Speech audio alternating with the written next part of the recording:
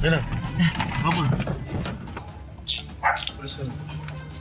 Pagkakuha ng signal mula sa undercover buyer, agad na sinalakay ng Calabarzon Police at inaresto ang lalaking ito.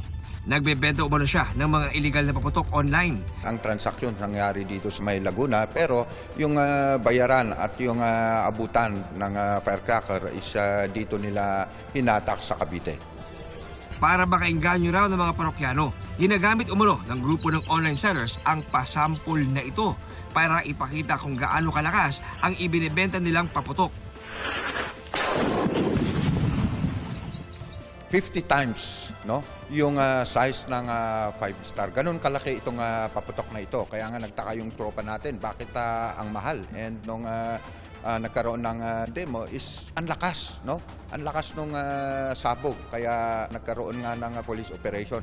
Aabot sa mahigit 50,000 piso ang nasamsam na ibinebentang paputok. Naharap ang suspect sa reklamong paglabag sa RA 7183, an act of regulating the sale, manufacture, distribution of firecrackers and other pyrotechnic devices. Sinusubukan pa naming hingan siya ng pahayag.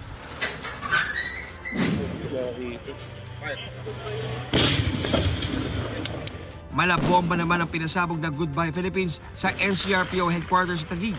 Kabilang yan sa mahigit 1.4 million pesos na halaga ng iligal na paputok na nakumpiska ng NCR Police Office. Delikado po yun kasi nakita nyo naman, parang mas malakas pa sa pagsabog ng isang granada yung tunog kanina.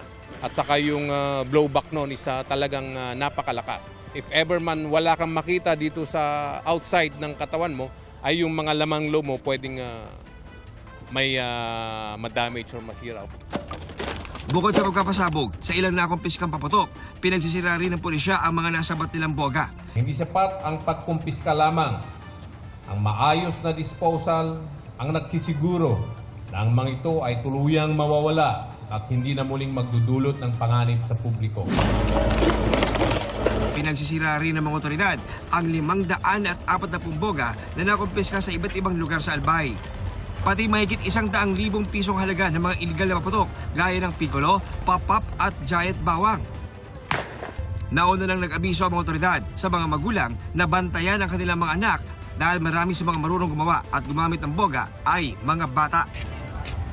Sa Bukawi, Bulacan, marami pa ang mga nag-last minute shopping ng paputok. Kasi tapo ngayon lang kami may time, busy po kami palagi, kaya yun. Katatapos yung Christmas party namin sa Hawa. So parang last minute? Yes po. Ngayon lang po. Nagkakaubasan na kanina ng mga murang paputok at pailaw.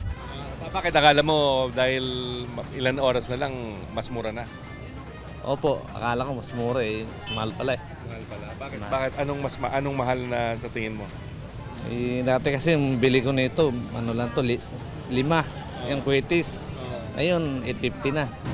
Doble ho. Ha? Hindi ho, parang pumatong lang po ng 200. Dati, magkano? Parang 1-1 ho, ngayon po pumatong po ng 200. Plus 200? Oo. Kasi ho, in demand na ho, hanap na po ng tao kasi. Muling paalala ng Bureau of Fire Protection, tiyaking matibay ang pagkakabalot o di kaya ay nakalagay sa mga kahon ang pinamiling paputok. Sa motor man o sasakyan ito ikakarga. Siguraduhin ding hindi mababasa o madidikit sa mainit na bagay o electric wiring.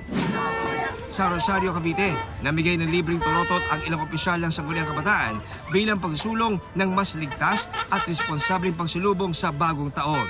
Para sa GMA Integrated News, ako si John Consulta, ang inyong saksi.